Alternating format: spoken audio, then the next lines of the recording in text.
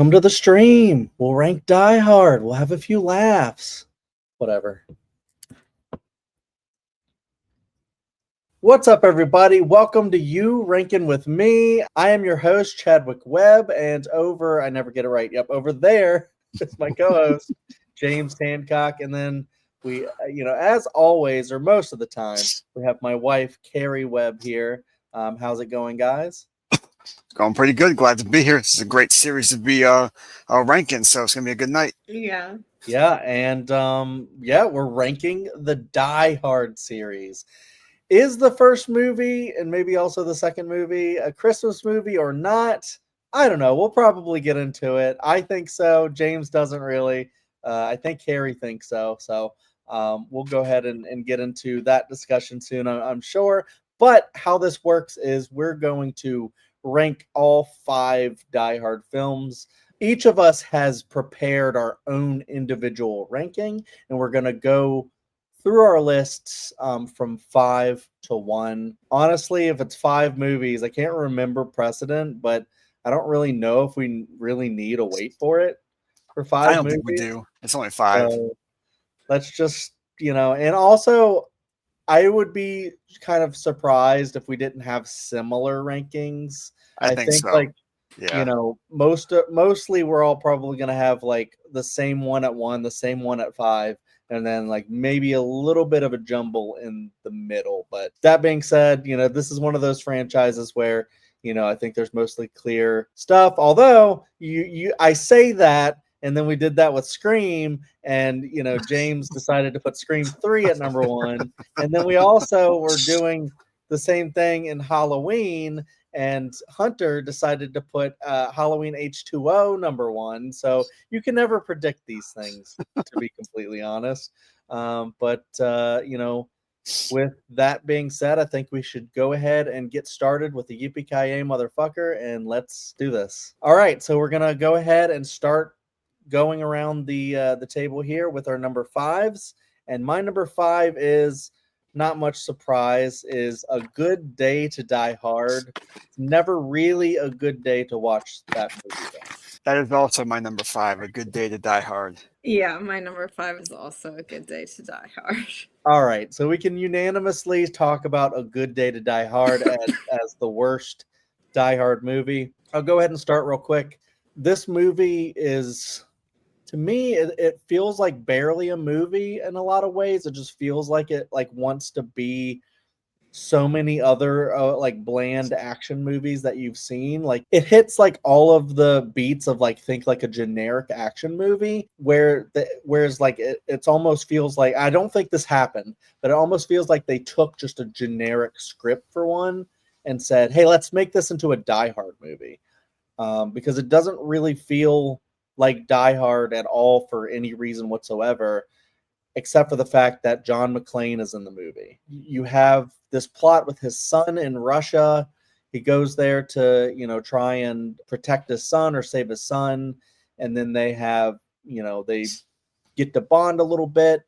It's unfortunate, like we didn't really get to see a lot of John's son throughout the series. It was really just that first movie. And then, we don't get to catch up with him until the 5th one.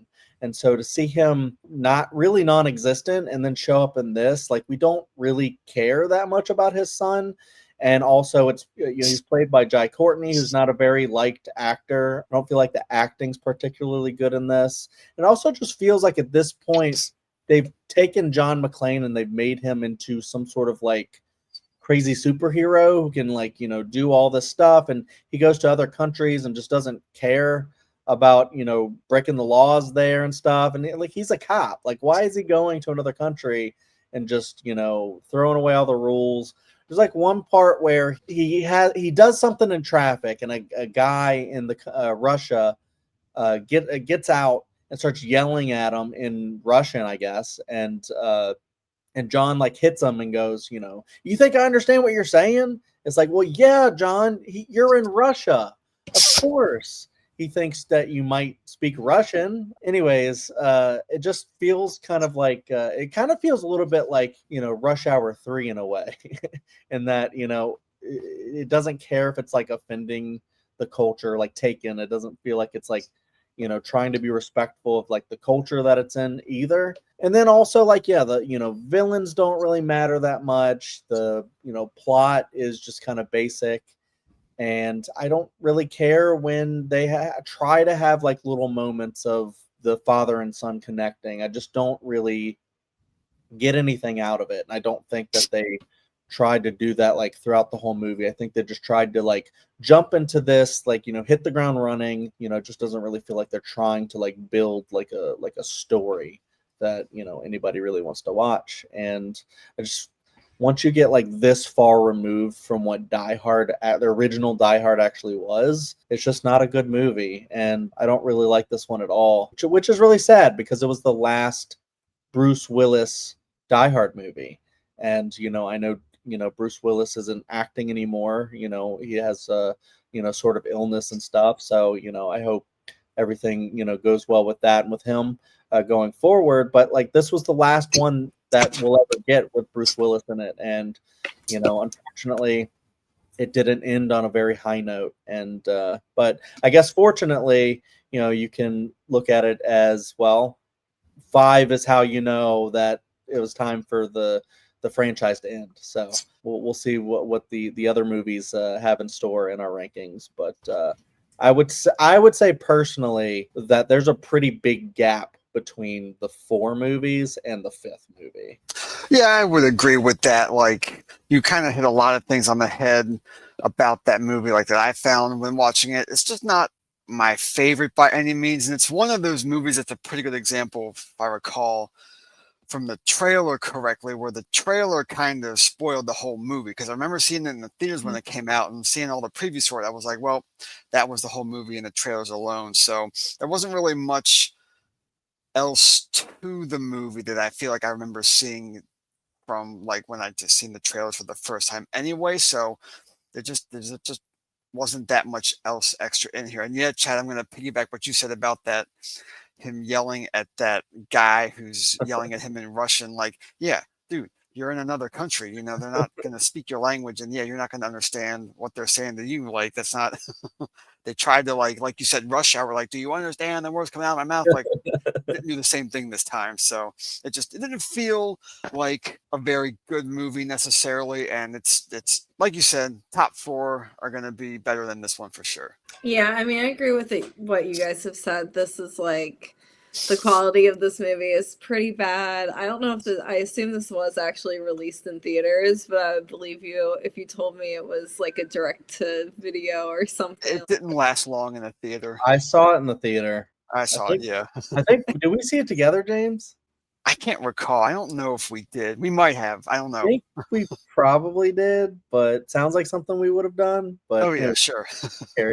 Anyways, it's like, I mean, I guess they did have a pretty big budget for this movie because there are a lot of like action sequences and a lot of explosions, but the plot is just like, it's convoluted. It leaves a lot to be desired. I don't know. Like, I think, Chad, like you said, like the father and son stuff does not hit at all in this movie, and I feel like it was meant to. I don't know. It just doesn't seem very believable, and it does, like you said, Chad. It feels like it's like it was a script written for something else, and then they were like, "Oh, maybe we should make this a Die Hard movie," and then tried to fit it into that mold because it doesn't really feel like it's the same character as the other movies. And yeah, just a lot of holes in the plot, a lot of holes in the script. The acting isn't fantastic either. Yeah, not a lot of great things to say about this movie. But good things to say about the rest. This is definitely like the worst one. Should have stopped with 4 probably, but yeah, and end on maybe a high note. We'll see. But that's the other thing too. Is just like it's just kind of like, when is John gonna get a break? Because like the whole franchise is just him kind of being alienated from his family. Like the end of 1, he reconvenes with his family, or at least with his wife, and then he's gonna go have Christmas with his family. Like every other movie after that is just kind of like him either doing the same exact thing like in 2, or him just kind of like being alienated from them again and again. And, every movie, it's like one of his kids going, hate you, Dad, kind of. And then, he has to like do some action stuff so that they'll love him again, kind of. Well, I feel like a major plot hole in this movie is like trying to suspend the disbelief that one, he wouldn't know that his son is like operating as an undercover Yeah. CIA agent, especially because I think it's in there that he like works for the federal government. It's not even like he's like a city cop anymore.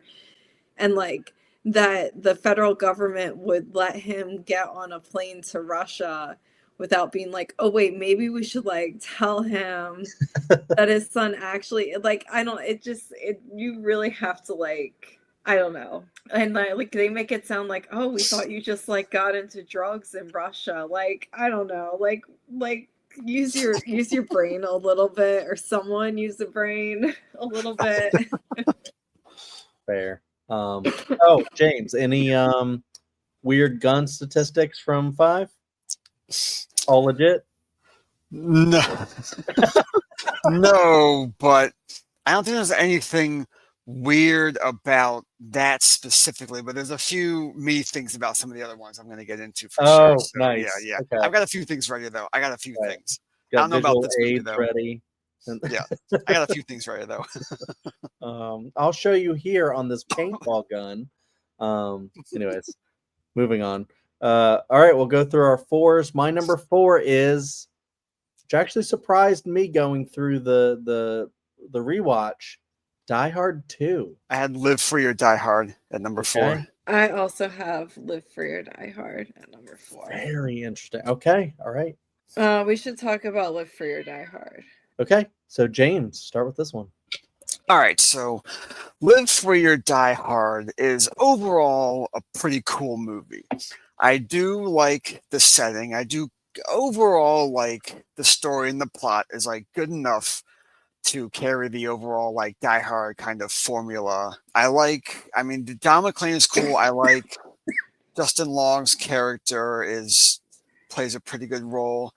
What I'm not quite sold on with this movie, unfortunately, is it might actually be Timothy Olyphant's performance in this one. And I don't know if it's just because like I don't think he plays the bad guy that much, but just like the bad guy line deliveries from him, just to me, it didn't quite hit. Like it didn't just feel exactly as genuine as maybe it could have been or as it should have been. And not that he's a bad actor by any means. I love Timothy Olyphant, but I don't think his performance sold me in this one. And same thing with Maggie Q playing his henchman.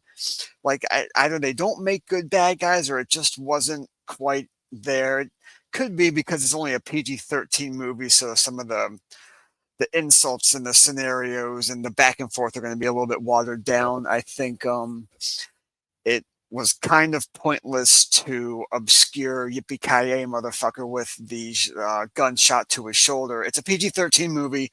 You get one F-bomb, just say it. It's Die Hard. Come on, it's what we all want. So that part wasn't as cool. And here's one thing. Okay, the highway scene where he's in that big rig getting chased down that plane. Okay. Oh, yeah.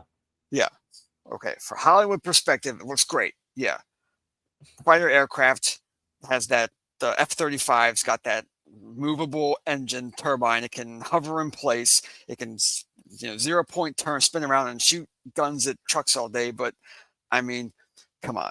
Does an F-35 have to get that close to its target to destroy it? I mean, I feel like that should have been kind of a one and done right there. But again, it's Hollywood. It's the movie. They got to make it look good. So he also drives that thing, like flies that thing like into like that like tunnel or underpass at one point. And I'm like, would he really have done that? And instead of just like waiting for him to come into the clear, I'm like, God, good Lord, you're gonna break that plane.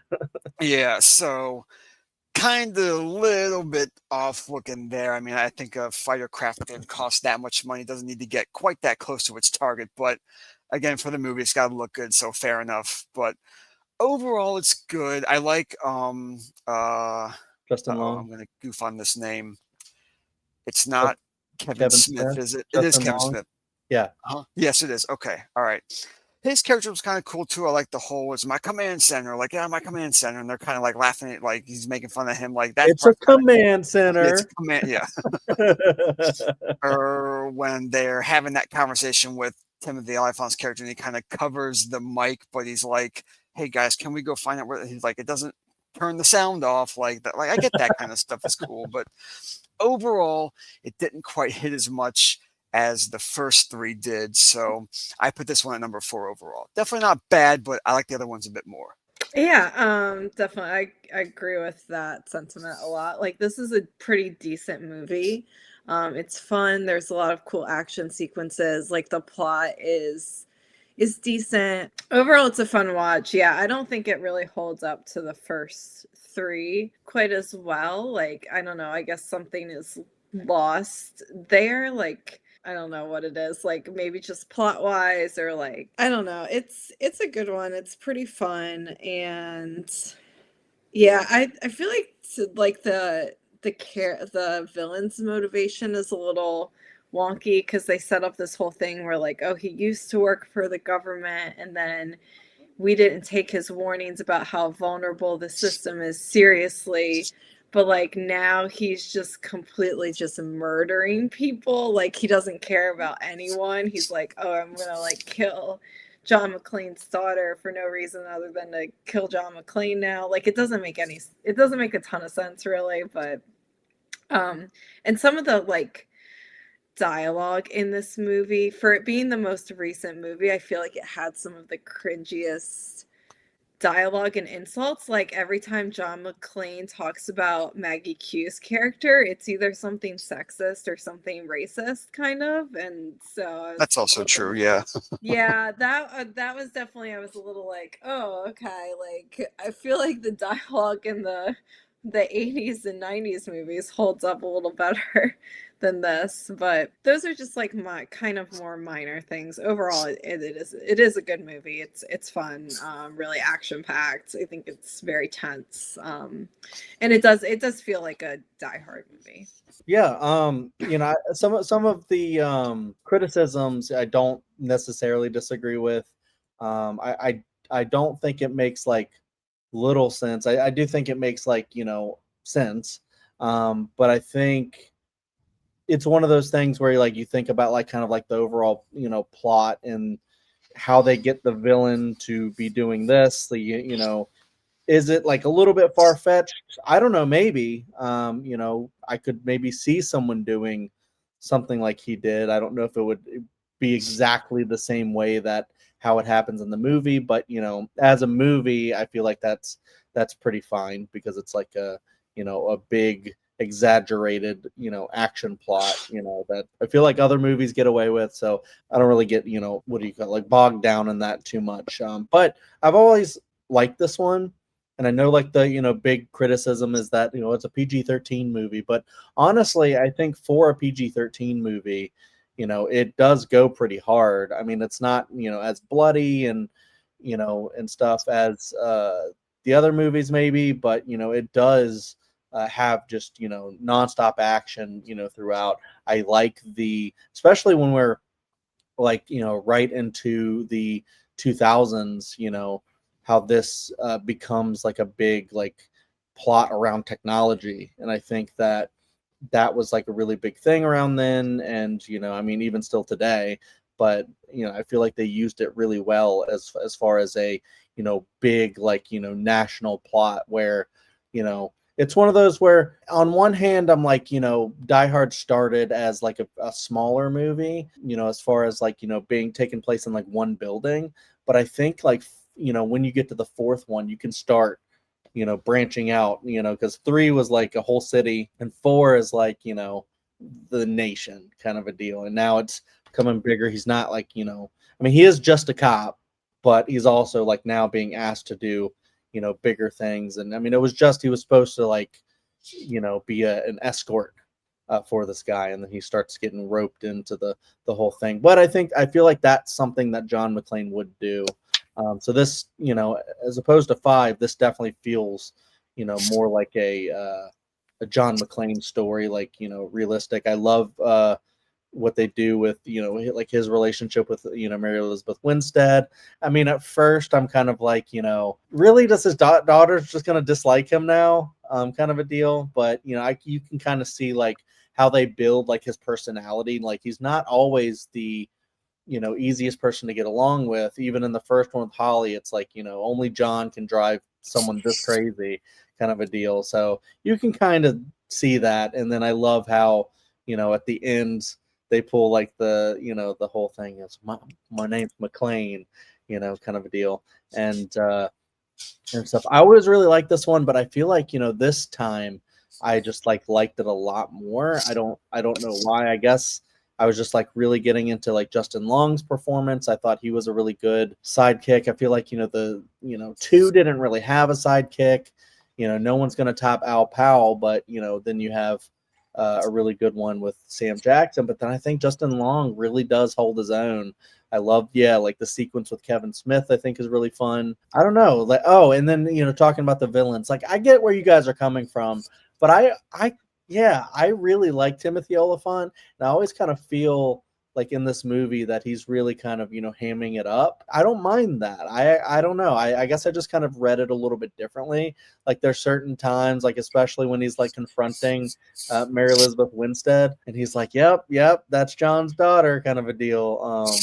I thought that stuff was pretty funny and stuff. Like she kicks him at one point or something, like there, punches him or something, and uh, and I just think like a lot of those interactions are pretty great. I do think the movie, I don't know, if it feels like it's a little long sometimes, but also even if that's true, I feel like what we get, it's worth it because I'm never bored in this movie. I'm always, especially when you have like the big sequence of him like saving Justin Long from his apartment, and then Justin Long realizing that like shit's getting real. I don't know. All of that is just really, really, really cool. Just like really on the edge of my seat the whole time. And I feel like the only like I think big negative is the PG-13, which I don't understand why they did that. I guess to kind of just like open it up to more audiences to get more people to come see it. Like it's been a while since we've had a Die Hard movie. Let's get a lot of people to come see it. I don't know. Like James said, you could even have just said motherfucker in a PG-13. I'm sure you would have been able to get away with it. It's a Die Hard movie. But I mean, even still, it kind of feels like he says it, even if he doesn't. But anyways, sorry I went on too long. I just really like this one, and it's not like too much higher. I had it at 3. Let's go on to our number 3s, and I had at number 3 what we just talked about. I had a Die Hard 2, Die Harder. I also had Die Hard 2. All right, Carrie, do you want to start with Die Hard 2? Yeah, I'll go ahead and start. I feel like I have this one a little above 4 just because it is like very nostalgic. It's fun to see. We see a lot of the same characters again from the first movie, so it's really fun to revisit them. It's fun to have a plot that is basically like redoing the first movie, but kind of in an airport with planes and that whole setup. And, there's lots of classic lines. I have this one like smack dab in the middle because I think it's really fun and I enjoy it. But obviously I like 2 of the other movies a lot more. But this one, like, there's so many cool action sequences in this. Like the part where he like explodes out of the plane, kind of, and he's in the seat still. It's like that's such an iconic shot and such an iconic sequence. I don't know. I'm also like nostalgic for this one because I've like, I feel like this was the first time I really sat down and watched the entire movie, like from the beginning to the end. I feel like I've seen this movie in chunks all of the time just on TV. But yeah, overall, like I think like there's some stuff I don't love as much about this movie. I feel like it does kind of sometimes lean too hard into like, oh, this is his sequel. We have to fit in like, the reporter from the first movie, and like there's a little bit of that kind of detracts from it a bit. But overall, it's good. It's good fun. The only thing that bothered me really was they kept talking about how they're at Dulles Airport and they kept talking about how like, oh, McLean, you're in violation of DC law, and like they're not in DC, they're in Virginia. It's a Virginia airport. Like That is true. that was definitely a little frustrating, but Dulles is not that was my DC. little nitpick. And all the police uniforms have like DC police on them, and I'm like, no, that's not. That's right. You nitpick away, Carrie. I'm guilty of that too. So nitpick away. That's it, though. It's really fun. They could have done 5 more minutes of research on that, but it's okay. Yeah, it's also a Christmas movie, Die Hard 2, which is cool. You know, I mean, James might argue about that, but I don't feel like it's as strong in its like themes of being a Christmas movie as the first one. So, you know, it doesn't even really feel like it for me. You know, so if you know someone wants to argue that Die Hard 2 is not a Christmas movie, I won't fight them that hard. But you know, the first one is a completely different story. I don't know. I've always liked this one, but I feel like I teeter on how much I like it depending on when I watch it. I feel like I used to watch it and I'd go like, oh yeah, Die Hard 2 is actually pretty good. But like this last time was just a little weird because I mean, when you make something that has sort of the same plot as the like a sequel that has sort of the same plot as the first movie, you're inviting comparisons. You know, when we ever rank Home Alone movies, we'll talk about that where it's you know kind of like 1 and 2 are kind of like very similar, and here might be a little bit you know more different, but it's also kind of like you know guy gets caught in a predicament he didn't mean to get into and saves the day. He's trying to save his wife who's you know stuck somewhere, and you know, he says yippee ki and so it kind of like follows the same like exact formula. It does it interesting. It's you know Die Hard in an airport now, which is interesting. You know, I do like that. I do like some of the action sequences. I like him like figuring out things and using his wits like he does in the first one, where he figures out that the guns have blanks in them. That's kind of a funny sequence when he goes brrr, and they're like they think he's gonna like mow them down, the cops, and then you know turns out it's blanks. Yeah, it's cool. Like you know, not cool when they explode the one plane because that's tragic, but it shows the stakes of like what the villains are doing. So you know they really mean business. And yeah, the end sequence that Carrie mentioned with you know him on the you know saving the plane, you know shooting out of it or whatever. A lot of that is or saving the people on the plane. A lot of that is just really really cool. Like Carrie was talking about, a lot of it is iconic. You do get to see Al Powell. He's just not as much of a presence. So yeah, it just feels kind of like the writing in this feels like a just weaker written Die Hard, like you know from the first one, but just not as good, like from like a script standpoint, because the original Die Hard is like a near perfect script, you know. So it's I don't know. I watch it, I like it, but I'm always kind of like wishing I'm watching the first Die Hard instead. But yeah, you know, so but it's like still leagues better than the fifth one. But that's why I ranked at 4. I think I just you know enjoy Live Free or Die Hard just a little bit more than 2, but it is still a good movie and I like it. Die Hard 2, I always sleep on this one, and if I'm ever on a Die Hard kick, I'll watch 1 and then 3 and then 4, but watching it again for this one, it's awesome. It's such a cool movie. I like the kind of twist where they're shooting blanks at each other the whole time. I thought that was a pretty cool aspect of it. You could probably make a very tiny argument that that janitor kind of is his kind of companion in this film because he helps him like get around the airport. He has all the maps and blueprints and things, but not to the same degree, of course, as the other movies. But maybe a small argument there. But I think the action's really good.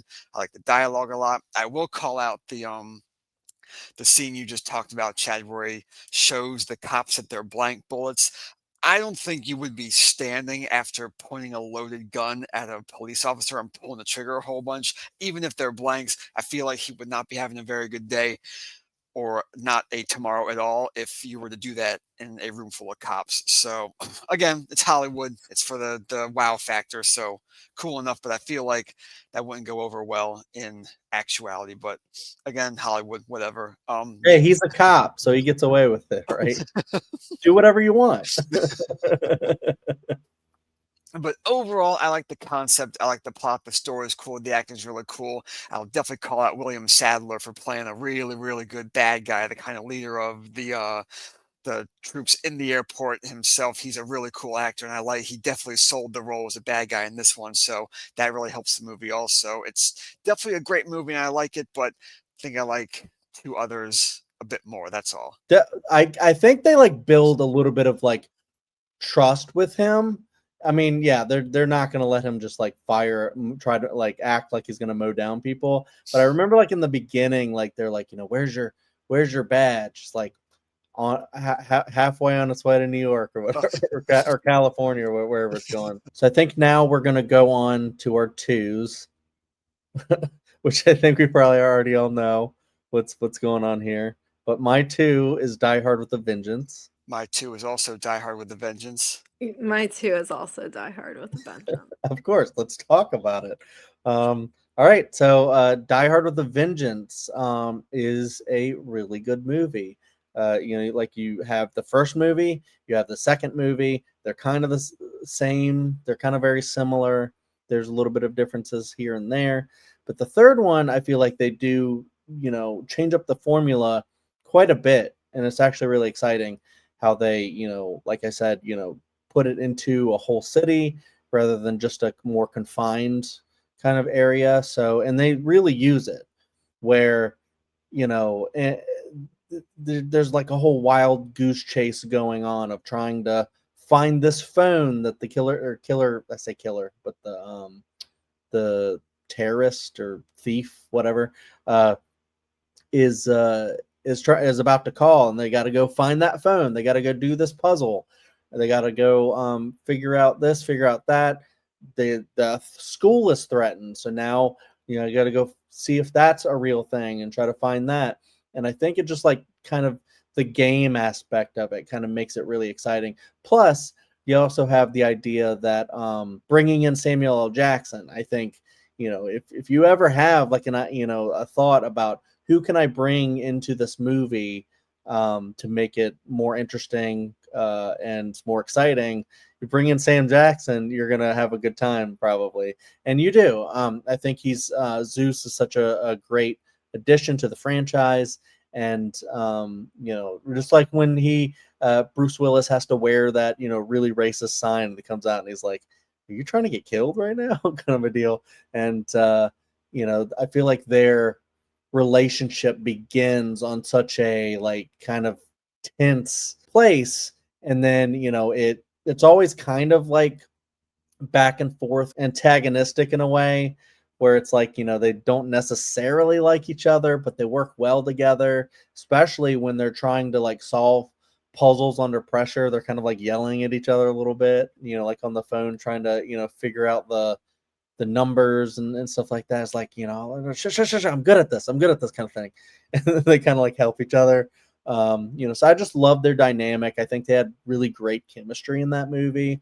Some of the action sequences are just so good. Like the whole train derailing thing, subway derailing thing in the station is like nuts how they did that. I love how like, John McClane decides to like kind of break off from Zeus for a second to go find the bomb, and just how they like compose the blocking of like where everyone's gonna be, and like what John's doing, then what Zeus is doing, and cutting back and forth to those two things, and the whole thing of like Zeus kind of yelling at someone to get off the phone, and then of course you have like the whole like what do you call it, like under like implicit bias of the police is going to see a black man going crazy on a white guy on a phone, and they're going to go put your hands up, or kind of a deal, and like being really shaky. He pulls the gun and then threatens them because he's like, this guy's going to kill someone. But I feel like you only really get to that level if it's a race thing. You know, I could be wrong, but you know, I feel like that's kind of like what the movie was kind of portraying a little bit there. But it was just a really tense scene, and I just love he's like, I'm gonna like answer this phone. You can shoot me if you're gonna shoot me, but you know, and then like and then he's like, he knows what's gonna happen. He's like, I would get down if I was you. It's just like such great like scenes. And you know, the whole Simon Says thing is just really cool. And the whole ending and all that is just like, I don't know, it's just a really, really solid action movie, a really solid Die Hard movie. And I really think, like, I mean, nothing's ever going to hold a candle to the original Die Hard. It may be the greatest action film ever made. And yet, you know, this one is also such a great film in the franchise. It's just none of these could ever, you know, come close to that first one. So Yeah, Die Hard with a Vengeance is probably the most fun I have watching a very good Die Hard movie. I love the cat and mouse aspect of it. The riddles are cool. The way they try to solve them is really cool. It keeps you invested the whole time. I think the school scene is interesting when they finally find out which school the alleged bomb is in, and you know they you know rush there. He tries to defuse it. Turns out to be maple syrup or ketchup or something like that, and it's a totally different thing going on. They find out, or they come to the realization that they're, you know, robbing the Federal Reserve is pretty cool. I think all the acting is done really, really well. I like Jeremy Irons in this. He does a really good job. Of course, Samuel L. Jackson's awesome. I mean, as in most things he's in. Um, I definitely I like the end. I don't know if maybe it kind of falls off a bit there. Like I do like kind of how it ends, but I'm not sure if I like either like the turn of events or something about the end just doesn't quite hold up the same way the rest of the movie does. But I like it overall. Part of me halfway almost kind of wanted to put this number one, but I couldn't. I couldn't put it number one, so I didn't. But let me think of what else. There was a lot cool about this. I think I touched on most of the points. Yeah, overall, very good movie. Fun to watch. Great. I love it. well, there's something with James and the third entry in franchises, apparently. But well, he didn't put Omen 3 at number one. Anyways, yeah, I also just wanted to touch on John driving a taxi like a madman through Central Park. Yeah. It's like, you know, it's like, what, I didn't mean like the Central Park Street or whatever. I, you know, I mean I didn't mean Park Avenue or whatever. I meant the park. And then they drive through the park. He's like, do the airbags in this car work? Like, well, the driver's one does. Yeah, this is just an absolute fantastic movie. It is, I think, almost as good as the first one. And definitely of the sequels comes the closest to living up to the first one. Just like you guys said, like the dynamic between Bruce Willis and Sam Jackson in this movie is phenomenal. They have great like enemies to partner chemistry. They work really, really well together, like play off of each other really well. Yeah, the plot of this one is it's just the setup, I think, of this lives up to the first one. It's like the setup is so brilliant where you're like built up to think, well, first you think it's like kind of terrorism, then you're like, oh, it's a revenge plot.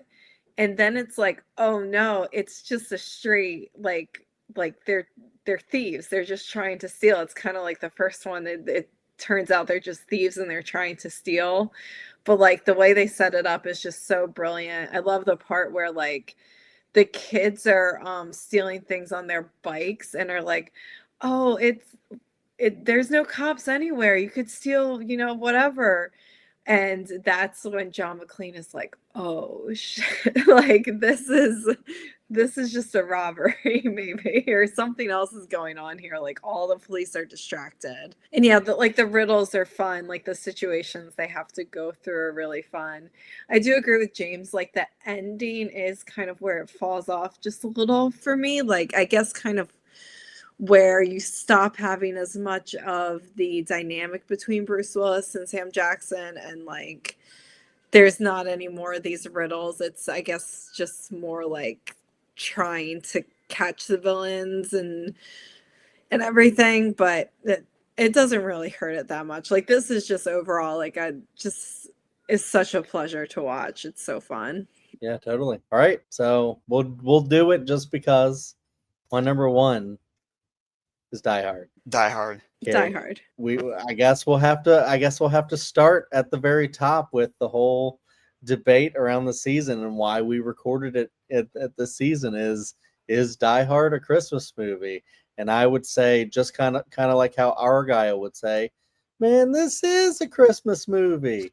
Yeah, I would say it's a Christmas movie just because, even though you don't have to watch it on Christmas, I think it elevates it somewhat to watch it on Christmas because it is like, framed around Christmas time, but not just that. It feels like every like little piece of it has something to do with Christmas, and even like the whole like plot of it is oriented in John trying to reunite with his family and like, becoming more of a family man and, saving the day in the name of, seeing his children again and saving Holly. Her name is Holly, and it has like so much like Christmas like iconography around it. I don't understand specifically why a lot of people are so kind of negative on the Christmas train, other than and won't jump on the Christmas train, other than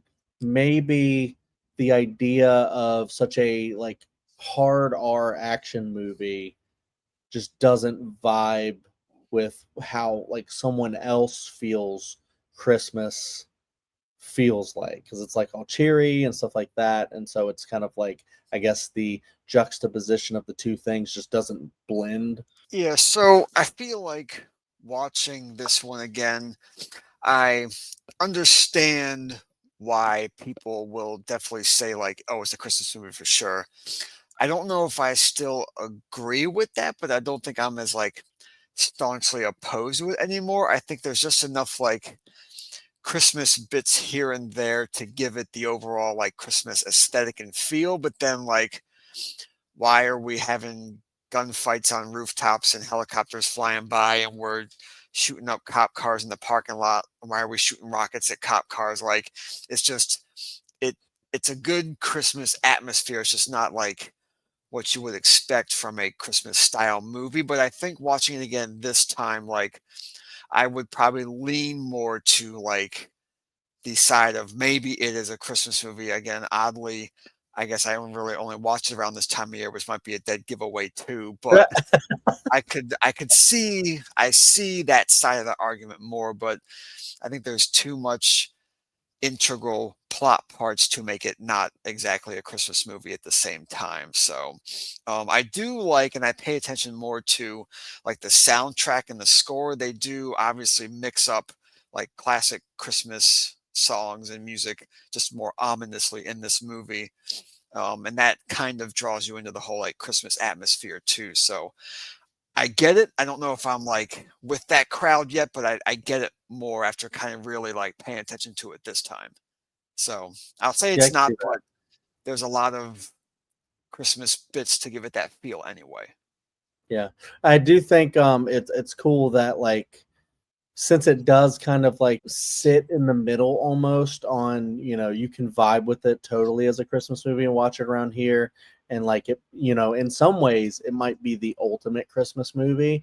But then also like if you're not so on the Christmas train and you don't really, care, or you're just watching it at another time of the year that, you don't necessarily want to watch a Christmas movie, it still works at all times of the year. So where I wouldn't necessarily say that about something like Home Alone. So yeah, Carrie, do you have any other thoughts about Die Hard as a Christmas movie?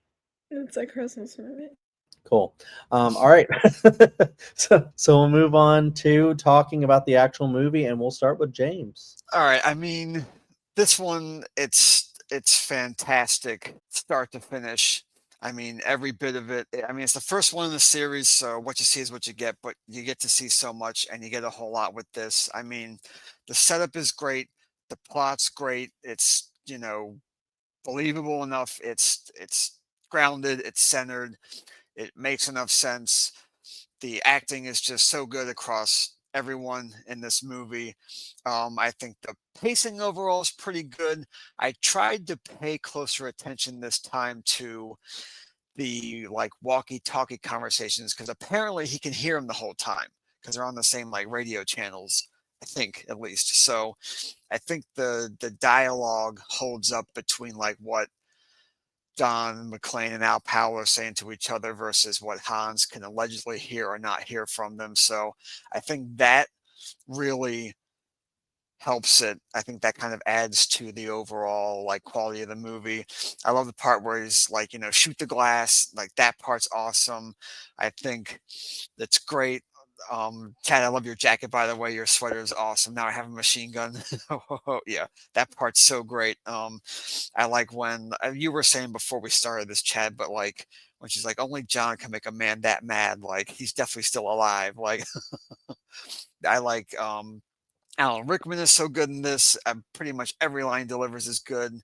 I like their plans to overall. I mean, it's solid enough to go in and steal all that money. Like they're not there to like they're just there to be thieves, like we kind of talked about earlier. Um, I like the helicopter scene when they try to save people. It might be kind of, I don't know how believable it is, but if there's acceptable loss rates for, agencies when they go try to save hostages, like they're kind of, brushing it off, but, that could be a thing. So I like that part a lot as well. I liked him in the elevator scenes were pretty cool. I mean, just so much of this is awesome. I don't even know when the first time I watched this was, but I've been watching this movie forever. So I love Die Hard. It's a fantastic movie overall. I love more now the scene where he's like, "Oops, no bullets. You think I'm stupid, Hans?" Because my wife and I are watching Community right now, and one of the paintball episodes, he says the same thing when he hands her an unloaded paintball pistol. It's like, "Oops, no bullets. Think I'm stupid." Like I can just appreciate it that much more now. But I love that bit too when he tries to call himself like Bill Clay or something like that, and he figures it out anyway. When the dude's shooting at him through the desk, and he's like, "Next time you're gonna shoot someone, just shoot him. Don't talk about it." And then he shoots him. Like that part's awesome. Of course, you get classic yippee ki motherfucker, which he really only says over the walkie as he leaves a room. I think sometimes people get that line kind of wrong, like before he like blows something up or shoots a bunch of people, but he just kind of says it and then walks out of the room. So I And kind of like then having that kind of reaffirmed every time that it's not always like the prelude to some crazy action sequence. But overall, fantastic, awesome, start to finish. Love this movie. It's hard to throw around that word perfect with Hollywood movies, but this comes damn close to it. And I love watching it every single time. Yeah, awesome. Great movie. Number one, through and through. and then Han says yippee ki. And speaking of someone who loves Alan Rickman, Carrie, why do you love Die Hard? Oh man, and I think it's a perfect movie. It's like perfect action movie. I don't know. It's just brilliantly paced. The characters are just all fantastic, and I don't know, like somehow it just works. You don't even have that much time to get to know these characters before they're kind of thrown into these big action events and everything, but just like the way the dialogue and the acting and the direction all come together, you like, I don't know, you immediately start caring about John and about Holly and Argyle even, and about oh my god, his what's his name? The Al. cop. Yeah. And again, like the setup's great. Like you think it's a terrorist plot. They're really just stealing money. Like it's very believable. Like the action sequences are all fantastic, but they're also like you could kind of be like you're like it gets kind of to a point of ridiculousness by like the fifth movie, but in this movie it's like you could see like maybe like a New York City cop could like, in some world like pull off this stuff. And I don't know, everyone's just like so charismatic and interesting in this movie. Like Hans Gruber is such a great villain, and like every sequence you still watch it, you know exactly what's going to happen. Like watch it every year, and it's still just so tense, and the payoff is so fantastic. So yeah, I love it. Yeah, I mean, I would call it a perfect movie. I mean, as perfect as a movie could get. I think it's because it starts with such a phenomenal screenplay. I mean, I think, people who read screenplays will tell you it's like just one of the best screenplays like ever written, and it's an action movie, which, I think normally people wouldn't, you think like the best screenplay, ever written, that's probably a really good drama, right?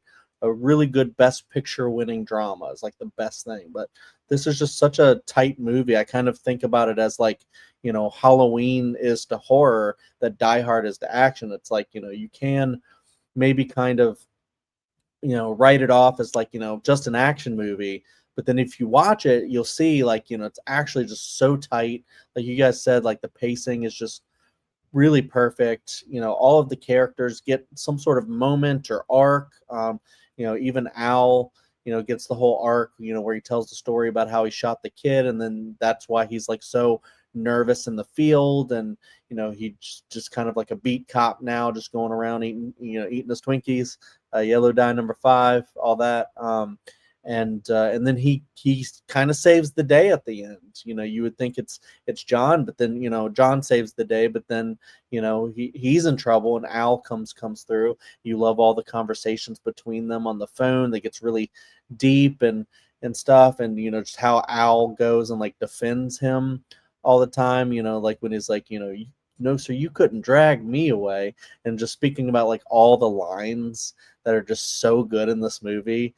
Just the little quips and everything, just kind of like defines like the action movie like quip. It's just like so good in this movie. Yeah, just like the level of detail in the plot is just like, like they chose this day because it's Christmas Eve, and cops are not going to be like, out thinking that there's going to be this big heist going on right now because it's Christmas Eve. Like, just stuff like that doesn't happen on Christmas Eve, I guess. And so, you have this unlikely hero that, is just the everyman. He's just, I mean, he's a cop, but he's just like, he's not like a superhero or anything like that. He's just kind of like a guy, stuck in the situation, and he ends up, seeing that he's not known about, and so he does the right thing, and he's kind of pissed off about it, which is really really funny. I think that adds so much, I don't know if I want to say nuance, but just like complexity to his character, where he does the right thing, but he's not the most charismatic guy, but he also is charismatic in a lot of ways too. Like Carrie was saying, and Hans Gruber just rules. He's the one that dies hard at the end of the movie, and Alan Rickman is just. And this was like his first film role, right? It was like, I think it was his first like on-screen role, or at least his first big role, because he was like a big theater actor, and then this was like kind of like how people became to know who Alan Rickman was, way before, decade before he became Severus Snape and got even more iconic. But this, he's just, you talk about like cinematic villains. Hans Gruber is just like one of the all timers. Yeah, I don't know, just like the construction of the plot, just everything around it, all the Christmas stuff, and then all the other action stuff. I love no fucking shit, lady. What do you think I'm doing? Ordering a pizza? Just so many great lines. James already mentioned the shoot the glass part, and then that's also the other layer to it, is that some people will go even deeper and be like, John McClane is a Christ figure because he has like the stigmata on his feet with the glass and all that stuff, and walking barefoot.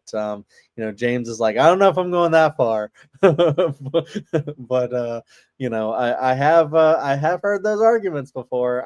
I don't know if they're too far off, but I love how you can do the parallels. And even then, the director, I think, even said he wasn't planning to really make a Christmas movie, but it's like, well, then why'd you go so hard on the Christmas, huh?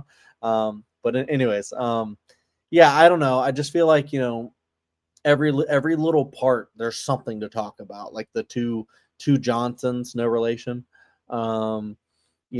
just it goes so hard. The sound design of it is just big and epic and just loud and crazy, especially when he like drops what is it, C4 that he drops, the dynamite that he drops into the elevator shaft, and then it just has a much bigger explosion than he thought it was going to have. And then like, when he has to jump out of off the roof, hold on to the hose, and just like kind of like, it's kind of like an Indiana Jones a little bit, where he's like always skating by on like he's always like an inch from dying or something, bad happening.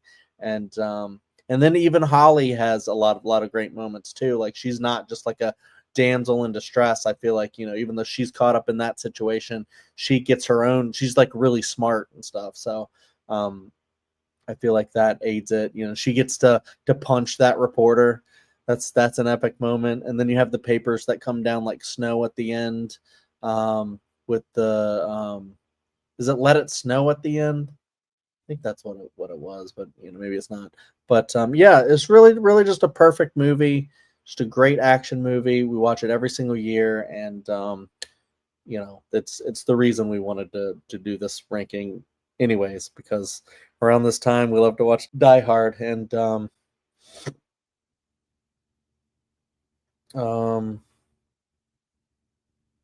to think if there's anything else to add. I've talked for like 5 minutes, and I think that's about it. So we can go ahead and oh wait, we got to do the overall ranking. Carrie, do you have an overall ranking for us? The easiest overall ranking ever.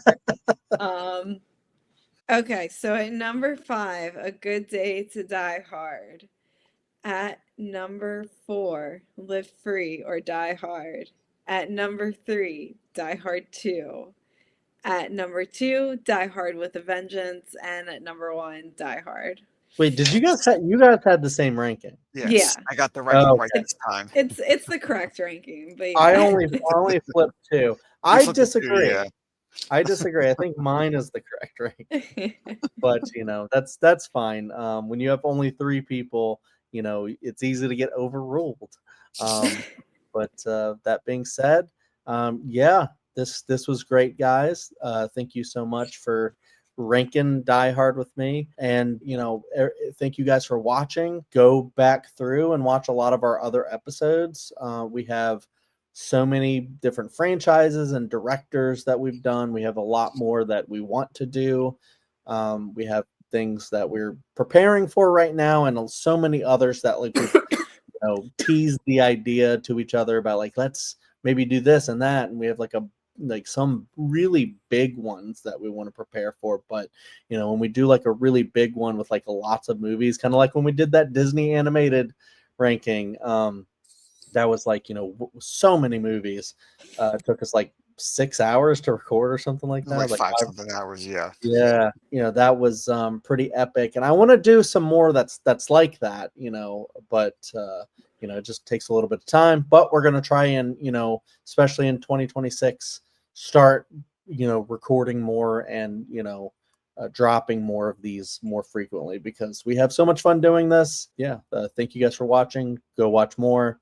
If you want to, if you like this, give us a like, subscribe to the channel. There's a lot of other stuff on the channel that we're trying to do. Carrie and I have been doing, some other things like, reviews and talking about Buffy the Vampire Slayer, and, talking about our physical media collection and stuff like that. So, just check out some of the other stuff. And are you ranking with me? Yippee-ki-yay, motherfucker.